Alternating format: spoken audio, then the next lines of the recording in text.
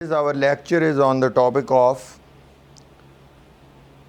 partition of India, 6 June Plan 1947, Indian Independence Act July 1947. We will also discuss about the creation of Pakistan and will analyze the demarcation of the boundaries by Boundary Commission headed by Sir Cyril Radcliffe. Let's start with the first. Why the British government decided for the partition of India? It's question 1. Question 2 is, what were the important clauses of partition plan June 1947 and how was it implemented? And third is, was Radcliffe Award unjust for Pakistan? What kind of problems it created for Pakistan? Question 1. Why was India partitioned? Historical background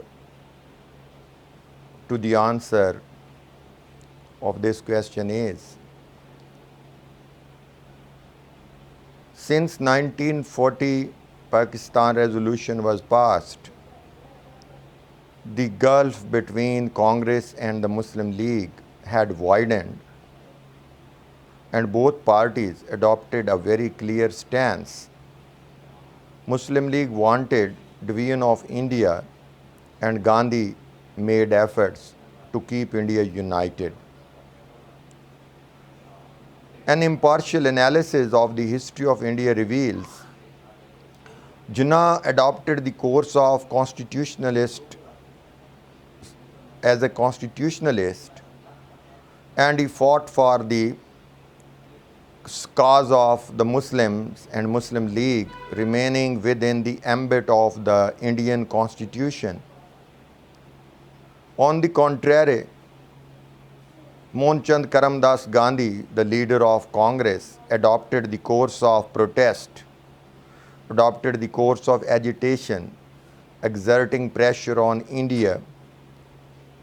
So history reveals that Jinnah won and it stands proven powerful. He got majority on the Muslim seats in 1945 and 46 elections. Therefore, India had to be divided because both parties remained stuck to their manifestos. United India, Congress adopted this stance. Partition of India, Muslim League adopted this stance. Whatever I have uttered and presented to you, it may be the stance of the Muslim writers and historians. As far as the Congress is concerned, and the historians belong to India and the other countries like UK, they believed that Muslim League actually was not working for the rights of the Muslims, rather it worked for the preservation of the landlords who created Muslim League in 1906. Nehru is one of the protagonists of this stance, who believed that Muslim League did not work for the rights of the Muslims of India, rather it worked for the preservation and for the protection of the rights, particularly the economic rights of the landlords. Whatever may be the stance of the Muslims and the Hindu historians, the British decided to divide India because after the end of World War II, Labour Party came into power and Labour Party had decided to give freedom to all its colonies because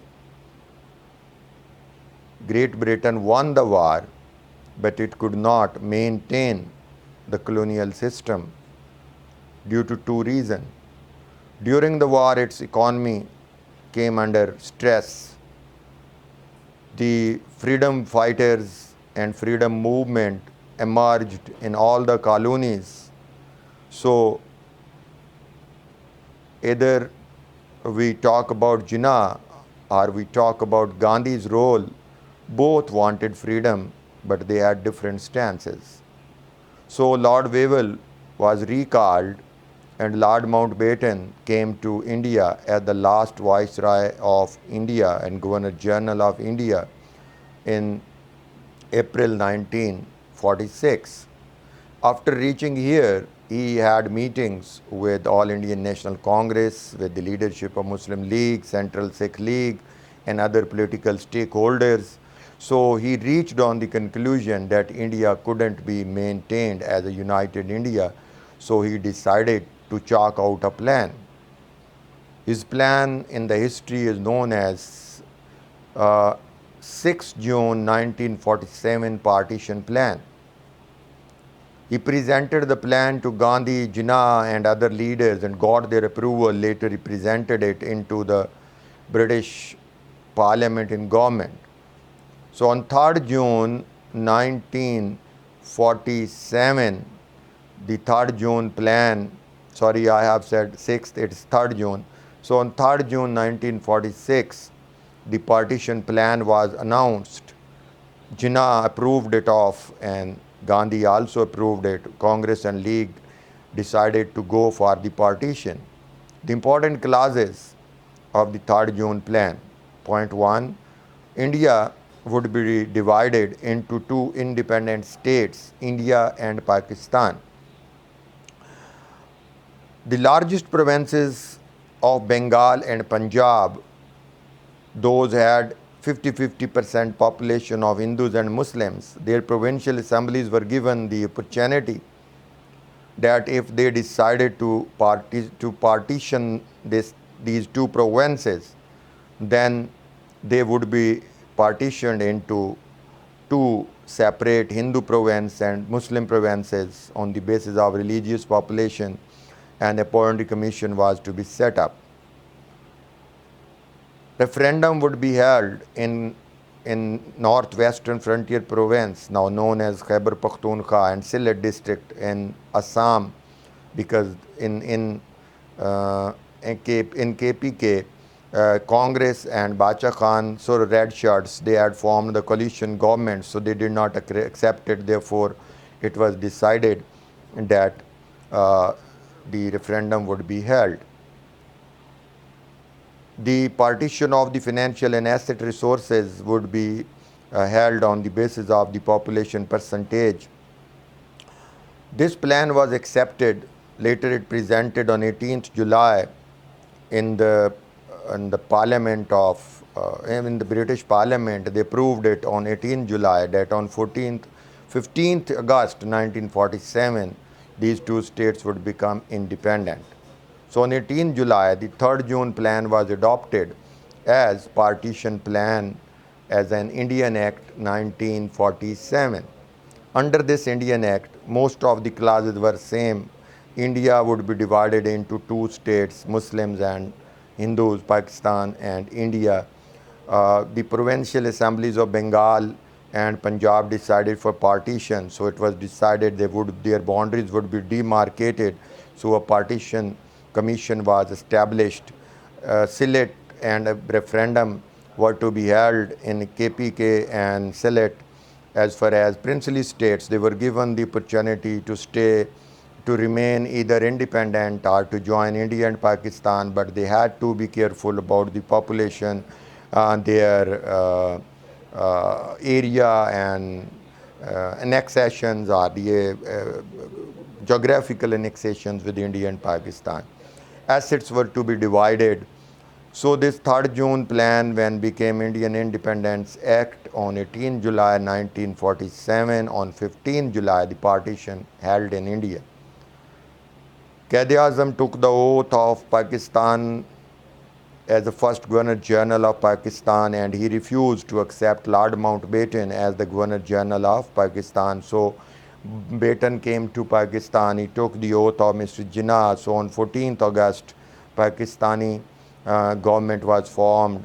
Mr. Jinnah became the first Governor General, and on 15th August, India got the independence. So in the papers, according to K.K. Aziz, Pakistan and India became independent on 15th August, but Pakistan celebrated its Independence Day on 14th because Jinnah took the oath on 14th August. After the partition, now India and Pakistan government came into existence. Lord Mountbatten established the Boundary Commission under the leadership of a British officer, Sir Cyril Radcliffe. This boundary commission had two boundary commissions. One was known as Punjab Boundary Commission and Bengal Boundary Commission. Pakistan and India recommended 3 justices of Pakistan for Punjab and 3 justices for the province boundary demarcation or provincial boundary demarcation of Bengal. So Lord Mountbatten established the office of Sir Cyril Radcliffe in his Governor General's office in India. It was decided, according to Chaudhry Muhammad Ali, he writes in his book Emergence of Pakistan, that it was decided that all the Muslim majority areas of the Punjabi province, East Punjab and West Punjab, would be included into Pakistan, and Hindu majority and Sikh majority provinces, even at the Tehsil level, would be included in Eastern Punjab or Indian Punjab. So when we see the partition award, Radcliffe Award about the partition of Punjab, so he included Gurdaspur, Betala, Firozwala, Bitinda, Ambala and Tehsils of Amritsar and whole district of Gurdaspur to the territory of India. This was the unjust which the historians claim that he made to Pakistan, and it created lot of problems for Pakistan in the future. Had he not included Gurdaspur and these tehsils into India, the Indian territory of East Punjab, there would have been no problem of the canal water dispute, and India had no access to Kashmir, because only one land route connected Indian boundary with held Kashmir through Gurdaspur. So this was the unjust that Pakistani historians claim he made to Pakistan, and he did not fulfill his promise that Gurdaspur and its small Muslim majority areas would be included in Pakistan. The second negative impact of this inclusion and incorporation of these Muslim regions into Indian Kashmir came in the form of the migration of Muslims from Indian Punjab to Pakistani Punjab, and from Pakistani Punjab to India, and it caused more than 6.8 lakh people killed in the riots which broke out after the partition plan. As far as million people migrated from India to Pakistan and Pakistan to India, which is known as the bloodshed times of the partition of India, and still their wounds are not healed up, and Pakistan and India are feeling the pain of these wounds which result in the partition, which happened due to partition. So far as concerned the Bengal partition, Pakistan and Quaid-e-Azam wanted Calcutta or Kolkata to be incorporated in East Bengal, but Sardar Vallabhbhai Patel gave a very strict warning that if that would be included into the East Bengal, or currently known as Bangladesh, then all the partition plan would be sabotaged and we would reject it. Later Jinnah asked that 2 tehsils, sub-administrative units of Kolkata, Nadia and Murshidabad could be included to East Bengal, but he didn't do so, and the Muslim majority 2 tehsils were also given to India. So that also was a setback to Pakistan. Although this unjust decision could be rejected by Pakistan, but Jinnah showed the grace and he accepted it. Now, due to this partition plan and the Red Cliff Award, Pakistan was deprived of the Muslim states of Muslim districts of Gurdaspur and sub tehsils of Amritsar and Jalandhar to India, which caused the control of India on the waters of Ravi, Satluj and Beas rivers, as well as it got the access to Indian Kashmir, and later he sent his army through that way to defeat the freedom fighters, Kashmiris in Srinagar when they rebelled against Maharaja Hari Singh. And Kolkata, which was the most developed seaport, 1690 the British established it. The Pakistan was deprived of the business. Even the Muslim community was handed over to the British there. These were the topics of the day, and you should answer it very simply. These are very simple topics, and I hope you may answer this question easily. Keep on subscribing my channel Dr. Nasir Hussain for getting the fresh videos on the topics. In the next lecture, we will start the history of Pakistan from 1947 to recent, and we would examine all important topics according to the curriculum of IGC, SC, O level, and the important relevant topics for the CSS. Thank you very much.